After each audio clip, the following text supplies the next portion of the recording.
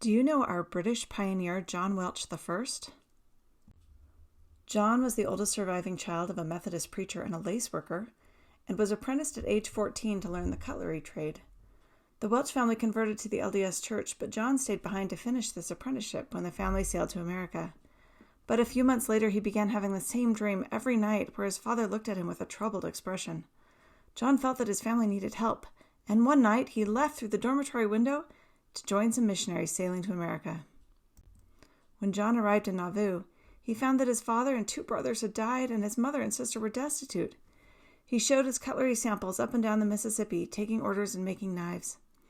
John became friends on board ship with fellow convert Eliza Billington, and they married 2 years later.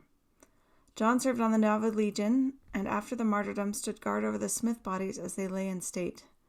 John and Eliza witnessed the mantle fall on Brigham Young, and he left a deposition with his testimony of this experience, seeing the appearance of Joseph Smith in that moment. They suffered through winter quarters and shared their oxen to feed many in camp.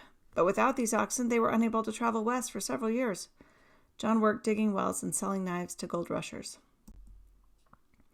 In Utah, John was one of the directors of the United Order Council. He made knives and scissors and razors, but also some good moonshine whiskey. But only for a short while, because when Brother Brigham heard of it, all at once John Welch and the old still parted company forever. Lorenzo Snow called John to St. George to establish the grape industry and clerk on cotton farms, so he took a young second wife, Edvinia, to accompany him. John took great pride in having all his tools and implements clean and bright with everything in its place. He was a lifelong student, enjoying the study of science and philosophy in his last days, and was blunt and decisive. He inscribed this photo to his wife, Eliza, "The Lord is my strength and my shield." John was forced to shave his beard during the 2 months he spent in jail for polygamy, which he thought contributed to his illness there. The beard regrew afterwards, flowing to his waist. John served as a patriarch in his final years, saying to his posterity on his deathbed, "Prove faithful, oh, prove faithful." And now you know faithful pioneer John Welch.